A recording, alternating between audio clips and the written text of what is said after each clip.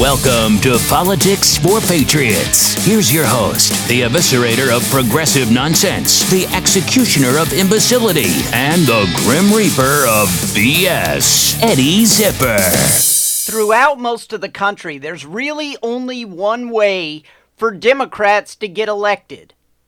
They have to pretend to be almost Republicans. There are very few exceptions to this since the days of Ronald Reagan, right?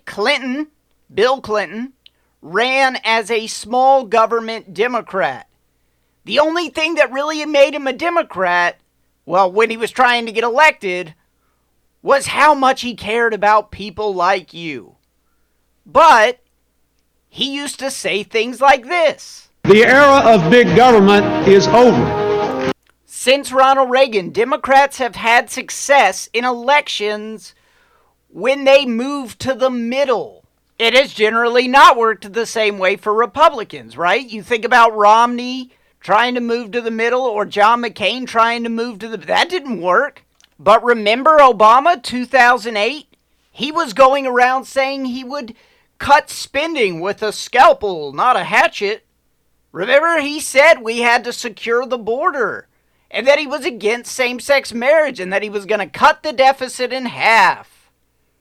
Really, Democrats are a Trojan horse party now. That's the only way they really work. Their candidates in most places in the country, most places, not everywhere, but in most places, their candidates have to sneak into office under the guise of moderation. It was the same for the Republicans. From Roosevelt up to Reagan, right? Eisenhower was very moderate. He was like a New Deal Republican. Nixon was like that too, a New Deal Republican. He created new big government programs because that was what you had to do after Roosevelt. You had to be, you had to have some version of New Deals for people all the time. Reagan changed all that. Remember, after Roosevelt and Truman, then Eisenhower was the first Republican to win a presidential election in ages, and he was very moderate. New Deal Republican. Gone were the days of laissez-faire, let's cut taxes kinds of Republicans like Calvin Coolidge. Ronald Reagan brought that back. He was much more Calvin Coolidge than Dwight Eisenhower. In fact, Reagan loved Coolidge. He hung a portrait of Coolidge in the Oval Office. Probably no president had a more profound influence on Reagan's rhetoric than Calvin Coolidge. Reagan brought pre-Rooseveltian republicanism back to the White House. And since then, the FDR, we need government to run our lives message has largely become unattractive to most Americans. Democrats who go around not being Trojan horse Democrats who are going to trick us during elections and then be horrible in office. Democrats who go around showing what the Democratic Party today is really all about. People like Alexandria Ocasio-Cortez and Bernie Sanders.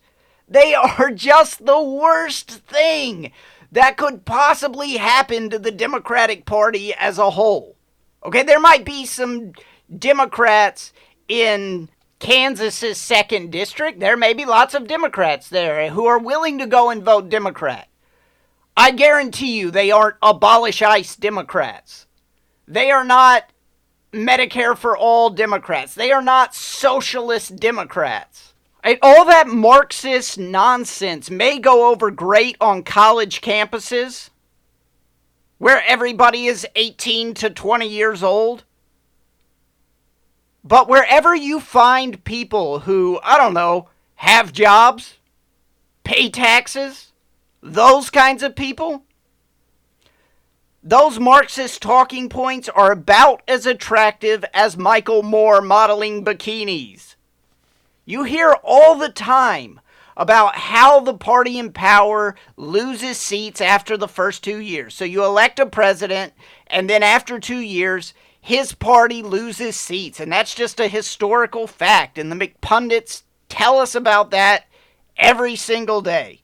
One McPundit says, oh, yes, well, historically, the president's party loses seats. And then all the other McPundits on the panel say, oh! Yep. And they're right in that the Republicans are going to lose some seats. But the idea that there's this big, giant blue wave that's just going to flip all the seats, that's just crazy talk. And the reason they're going to flip some seats is because there are Democrats out there you don't hear about them every day because they're just running, it's just district level elections. So the news isn't going to get into the specifics about this, but they are running moderate campaigns out there. And a lot of the Democrats who are running moderate campaigns are going to beat the Republicans. Because that's how Democrats get into office. They're going to Trojan horse us. Just the way Connor Lamb did in that Pennsylvania special election. It's certainly not going to help any of the Democrats that Trump's first 2 years in office have been a resounding success. Unemployment at strikingly low levels, below 4%. Tons of new jobs. Economy growing at an annual rate of 4%, which we were recently told by people in both parties was an absolute statistical impossibility. Taxes are lower. Nonsensical regulations are being scrapped at a record level. Trade deals are being renegotiated in our favor. Paychecks are bigger. Bowling averages are way up. Mini golf scores are way down. There is a lot of prosperity that Democrats have to overcome in these elections. If elections are about issues or the economy, which they are supposed to be, but we've been told for years that that's what they're about, it is impossible to imagine a big blue wave of voters who want to punish President Trump for all this peace and prosperity. All right, last episode I told you that there were 32 toss-up districts according to Real Clear Politics, 31 of which are currently held by Republicans, and I told you that Democrats needed to win 13 of those to flip the House. Today that's changed a little bit. There are now 30 toss-up districts, and 29 of them are currently held by Republicans. Illinois' 12th and Illinois' 14th have moved from toss-up to leans Republican based on new polling data. And by the way, that's been the trend of tons of seats. Tons of seats are moving from toss-up to lean Republican or lean Democrat to toss-up. All right, so right now, going into today, by my numbers, the numbers of this show, Democrats have 207 seats and Republicans have 205, and there are 23 toss-ups left that I haven't talked about yet. So now let's take a look at the ones in the middle of the country. Last Saturday I did the ones out west. Today I'm going to do the ones in the middle of the country. All right, 538 says there's an 86% chance that Democrats win the House. I hate 538, I hate polls, and I hate data journalism. All right, pollsters are nothing but magic 8-ball shakers. Will there be a big blue wave? Shake, shake, shake, shake, shake. Ooh, all signs point to no. Well, that's okay. I'll just keep asking until it says yes. I trust Nate Silver and the rest of that crowd about as much as I trust Ouija boards and tea leaves. It's a triumph of number crunching over the human spirit. Nate Silver became this big famous data journalism name because he predicted Obama would win twice in a row. Great. Wow, that's really impressive. Given that he is a left-wing pundit, it's super surprising that he was able to predict Obama victories. He didn't do so good when it came to predicting a Trump victory. Yeah, Nate had a little bit of trouble in 2016. Let's see, 538 had Hillary Clinton with a 71% chance of winning the election, which compared to some of these other data journalism groups, that's actually pretty good. Some of them had like, Hillary has a 99.8% chance. No. So they had Hillary had a 71% chance of winning on 538, along with a 79% chance of winning Michigan, an 84% chance of winning Wisconsin, and a 77% chance of winning Pennsylvania, all of which didn't happen. So polls are insanely overrated. Polls don't work unless you know who will show up to vote. And that is unknowable. See, that's the whole problem. You have to predict the electorate. And nobody can do that. It's impossible to predict the electorate.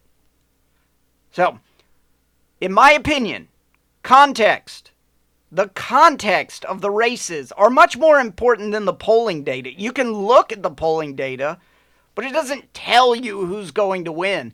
That's like if you were predicting the outcomes of football games and you decided to predict everything based on who had the better field goal kicker. Right? You're going to be wrong a lot. Sometimes you'll be right. Sometimes you'll be right because that person did such a good job kicking field goals. But mostly you're going to be wrong.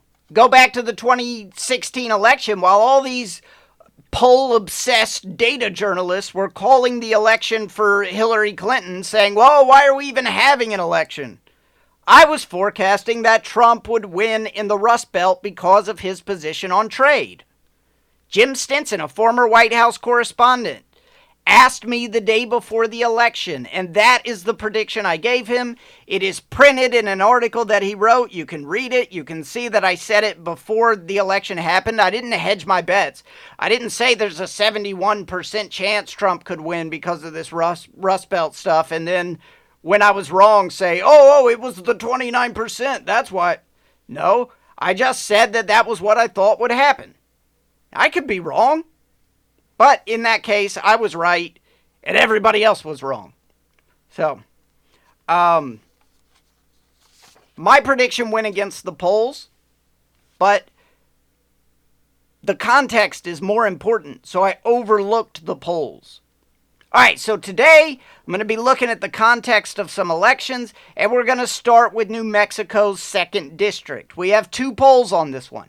An Albuquerque poll from September that shows the Republican Yvette Herrell up by 7. That's a very nice lead. And a New York Times Siena poll. Get used to hearing New York Times Siena. They've polled all of these districts. New York Times Siena poll shows that Herrell is down by 1. Somebody's going to be wrong on that one. All right, so over and over as we go through these districts, there aren't very many polls done on a district level. So for many of them, you're going to see that the conditions don't suggest that the district is a toss-up. Many of these districts look awfully Republican, and the only reason they are listed as a toss-up is because this one New York Times Siena poll thinks that they're a toss-up. I'm going to talk a lot about this poll today because I have some issues with it. All right, New Mexico's 2nd District is a perfect example of what I'm talking about here. Trump won this district by 10. The Republican who currently holds the seat won it by 26 last go-round. In 2016, this person won that seat by 26 points. Several small pollsters or partisan pollsters show the Republicans with a lead in this district. 50% of voters who responded to this New York Times poll say they hope Republicans keep the House versus just 43% who said they hope Democrats take it back. Nothing here, nothing suggests that a Democrat would win this district except one thing, that New York Times poll. And when they do a poll, they use weighting to adjust the results.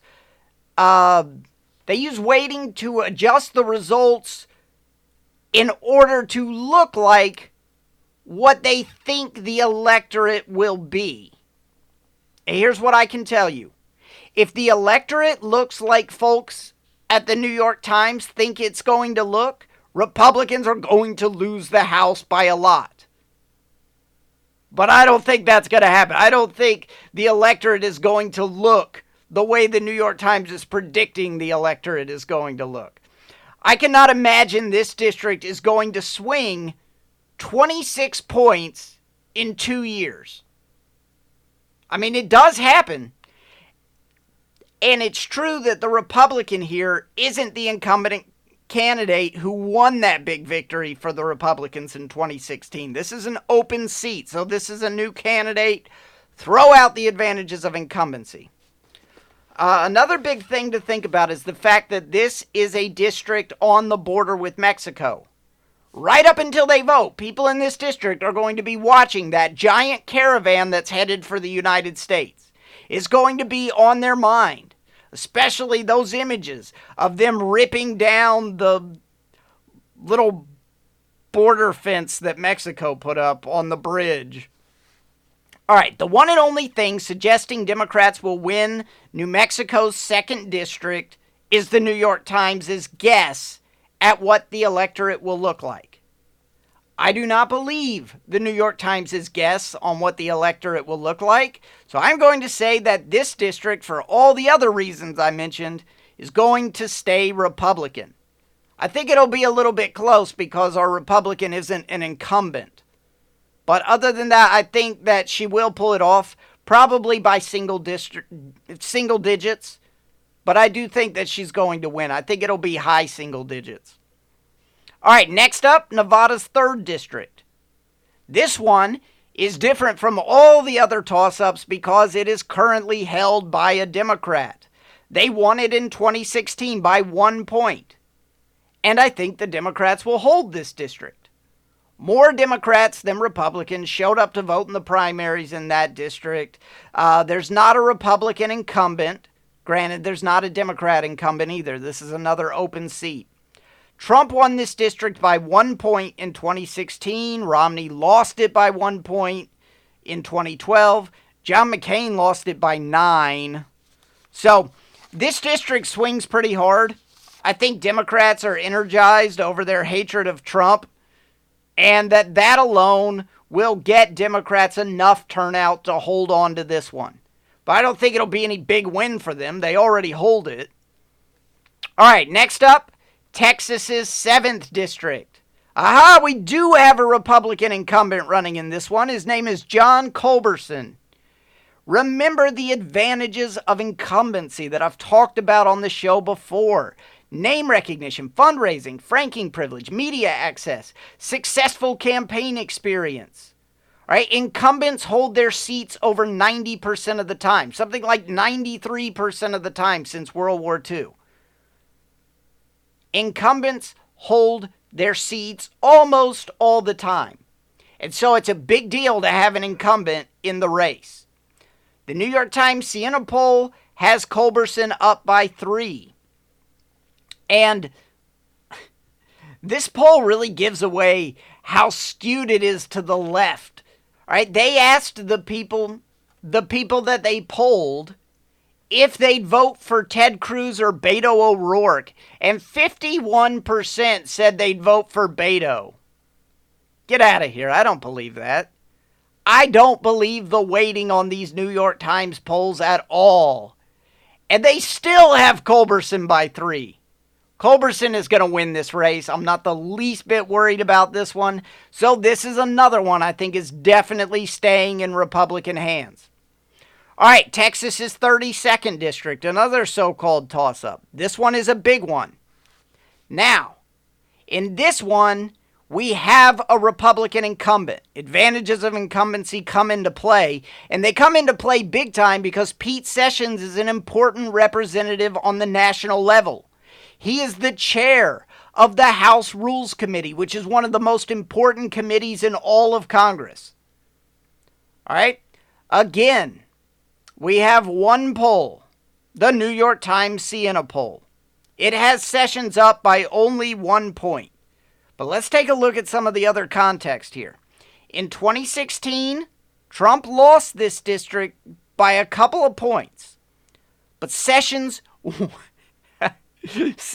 won this district in 2016 by 50. By 50 points. That's ridiculous. Okay, the reason that he won it by 50, which is so off the charts, is because no Democrat even bothered to run against him. All right, it was Sessions, a libertarian, and some Green Party kook. That's so unfair. I don't even know who the Green Party candidate was. They might not have been a kook, but anybody who's associated with the Green Party, I sort of assume is a kook. I think the Green Party overall is pretty cuckoo for Cocoa Puffs. So, Sessions won against a Democrat in 2014 by 26 points. And back in 2012, when President Obama was winning the election, beneath that on the ticket, Sessions was winning this district by 20. Again, we have a situation where everything points to the Republican winning except one thing. And that's what the New York Times Siena poll thinks the electorate will look like. So Sessions is going to hold this district. I say he's going to hold it by at least 8 to 10 points. At least 8 to 10 points. All right, moving on. Kansas's 2nd district does not have a Republican incumbent, which immediately makes me nervous because that incumbency is such a big part of winning these elections. So there's no Republican or Democrat incumbent. This district is an open seat where the Republican who currently holds it is vacating the seat. And any district where the Republican is vacating the seat is a district that Republicans could potentially lose. Both the Emerson poll and the New York Times poll show the Democrat with a slight lead within the margin of error in this district. So it's within the margin of error, so it doesn't really show anybody having a lead. It shows it tied, essentially. So I look at some other things here. In 2016, the Republican candidate won this seat by 28 points. That's pretty good. That makes me feel better. I felt bad that we didn't have an incumbent. I felt bad that the polls say it's tied, but I feel good that the Republican won this seat by 28 points in 2016. All right, Trump won this district in 2016 by 18 points. That's actually better than Romney did, so we're trending Republican here. When they took this poll, the Democrat had a lot more name recognition, which is very important. It's like essential in these local elections. Name recognition is the big time. I do this game with my students in Political Science 101 where I'll teach them about the importance of name recognition. And I'll say, raise your hand if you've ever heard of Carly Fiorina. Nobody raises their hand. I'll say, raise your hand if you've ever heard of Marco Rubio. Half the students raise their hand. I say, raise your hand if you've ever heard of Ted Cruz. And lots, like 3/4 will raise their hand. And then I'll say, raise your hand if you've ever heard of Donald Trump. And every single person in the class will raise their hand. And I'll say, okay, in the Republican primary, those were the exact results, right? Trump had the most, then Ted Cruz, then Marco Rubio, then Carly Fiorina.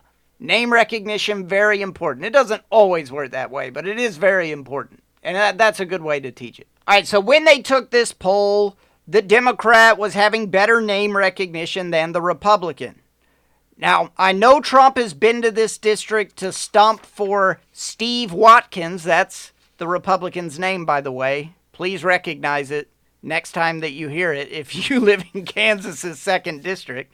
This guy is I know people who listen to this show know the names, but it's people who don't pay attention to the news, don't listen to these kinds of shows, don't take in any politicals. They're the ones who don't know the names. So this guy, Steve Watkins, he is a West Point graduate and a former Army Ranger. 12% said they were undecided. This is a heavily Republican district, and I think those undecideds will break probably 3-1 for Watkins. And he's going to win this one without too much trouble, I think, in the end. Still, it's one to keep an eye on because you don't have the incumbent there. And anywhere we don't have an incumbent, Republicans could lose. All right, on to Iowa's 3rd district. Right off the bat, I feel good about this district because there's a Republican incumbent. An early September Emerson poll had that incumbent, David Young, up by, what'd this poll say he was going to win by? This poll said he was up by 16 points. That's a pretty good poll. You don't usually get a poll that says you're up by that, but that's a pretty good poll. In 2016, Trump won this district by 4 points. At the same time, David Young, the Republican incumbent here, was winning this district by 14 points. This district appears to me to be a pretty easy hold for Republicans. So why is it listed as a toss-up? One reason. The results in the New York Times Siena poll. I am shocked. Shocked! Well, not that shocked. Like I said, if New York Times Siena is right about the electorate, Republicans are in big, big trouble. But I really don't believe that they'll be right. And I wish if all these pollsters are wrong again, I wish it would be the end of data journalism. I wish they would get rid of all these polls. You don't need it. The context is so much more important than these polls. They're not worth anything. I mean, they are if people understand that they're just a little tiny portion of what you're looking at. But the McPundits think they're everything, which they are not. If they're wrong again, please, please, please, can we just do away with data journalism? It would be beautiful if it was gone. All right, next up, Illinois 6th District. The Republican there is an incumbent. Excellent. That is good news. Trump lost this district by about 7 points, which is less good. That is actually pretty bad news. But the representative, the incumbent representative, Roscom, won it by 20 on the exact same ballot where Trump was losing it by 7. That is a great sign. Okay, Roscom in 2014 won this district by 35 points. Roscom ran unopposed in the primary while the Democratic primary was packed. The Democratic candidate who's now running against him won the primary with a 30% plurality, which isn't great news for Democrats. Everything looks great for Roscom's re-election, except one thing. The New York Times Siena poll. Yep, the New York Times Siena poll has him up by only 1 point. To their credit, this is actually pretty neat. The New York Times poll shows what their results would look like under different weights. So it predicts a lot of different electorates and shows you the difference if you go like deep into the article about the poll. And that's actually pretty neat. I respect that, and I love looking at the different results. If the electorate looks like the last midterm electorate, which unfortunately is not very likely that it's going to look like the 2014 electorate. That would be awesome if it did. But if it did, Roscom is up by 14 points in the New York Times poll. He's only up by 1 based on what they're predicting for the electorate. But if they were using the 2014 electorate as a guide, he would be up by 14. How nuts is that? Methinks the New York Times poll has abandoned human logic and now relies heavily on space alien logic. And you know what space alien logic sounds like. This is ancient Earth's most foolish program. Why does Ross, the largest friend, not simply eat the other 5? That's my favorite drop. It makes me laugh every time. Why does Ross, the largest friend, not simply eat the other 5? I love that. Okay, so if it looks like the 2016 electorate, which that is a real possibility. It actually could look like the 2016 electorate. I wish it would look like the 2014 electorate. That's probably not likely, but it might actually look like the 2016 electorate. And Roscom is up in the poll by 6 if it looks like that electorate. So, Roscom is going to win this one. This is another one I'm going to put in the Republican basket. I use the word basket there as an homage to Hillary Clinton. All right, over to Michigan. Michigan's 8th district has a Republican incumbent. So a good sign right off the bat. His name is Mike Bishop. And every poll shows him up, including the New York Times Siena poll. One of the polls shows him up by 6. The other 2 show him up by 3. Those are major polls. Trump won this district by 7 in 2016. Romney only won it by 3 in 2012, so it's trending Republican. Let's see. Bishop did better than Trump, and he won this district last time by 18 points. Does anyone anywhere believe that all these districts with outstanding Republican fundamentals are suddenly so upset by this 2 years of peace and prosperity that they're ready to rush out and punish Republicans? I mean, that just isn't going to happen. I mean, what if the New York Times didn't use some mythological left-wing electorate to weight their polls? What if they were honest about all this context that points to Republicans having a success in these districts? What do you think they would be doing if they did that? You'd be creating a space for violence to happen. So many of these drops come from The Simpsons. If anybody ever tells you that The Simpsons used to be funny, but it's not funny anymore, they're wrong. The Simpsons is hilarious. If you haven't watched it in 20 years, tune in and watch it. The Simpsons is awesome. It's still hilarious. That clip is from The Simpsons. This other funny drop I always use is from The Simpsons. Where is it? I think I have it on the board right now. Hold on one second. Here it is. We'll have to hire multicultural empathizers, build a new safe space. All right, Bishop is going to hold this district. Don't worry about it. All right, right next to Michigan's 8th, we have Michigan's 11th. This is an open seat, so no incumbent here. One poll shows it tied. The New York Times poll shows the Democrat up by 7. Okay, this one looks much worse for Republicans than the last several have. The Republican incumbent won by 13 in 2016. But this is an open seat, so that was the incumbent back then. There is no incumbent now. And 13 is not that much for an incumbent to win by. Trump won this one by 4 in 2016, which is a good sign, but you'd like to see it more than 4. This one is a real, actual toss-up. 17% said they were undecided, so how the undecideds break will be key here. Every single different weighting of the polls that the New York Times did shows the Democrat winning. Even if the electorate looks like it did in 2014, the Democrat still wins this one.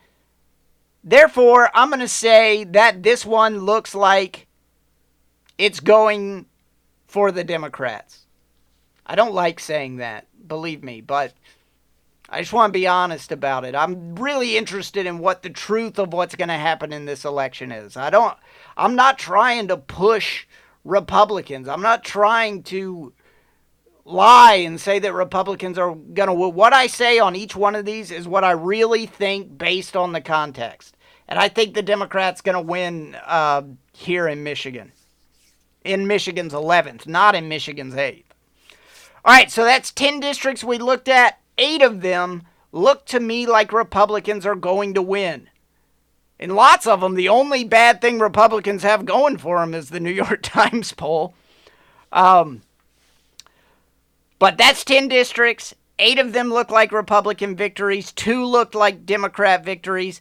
That puts Republicans in this show's count at 213 and Democrats at 209. So in my count, Republicans are now up by 4 seats on the race to 218. That's how many you need to take the House. Which means Democrats will need to win 9 of the final 13 toss-ups if they are going to flip the House, by my count. So on Saturday, I'm going to go through some of the seats in the eastern part of the United States to see if it looks like a possibility that Democrats can win 9 out of 13 of those. I'll bet it doesn't, but I haven't even looked yet, so I don't know, but I'll bet it doesn't. All right, that's it for today. If you enjoyed the show, please subscribe on iTunes. Please leave me a review on iTunes. I would really appreciate it. I'll be back on Saturday to talk about the districts out east. For today, that's it. I'm out of here. It's a triumph of number crunching over the human spirit. You just listened to Politics for Patriots with Eddie Zipper. Email the show at patriots@eddiezipper.com and please subscribe.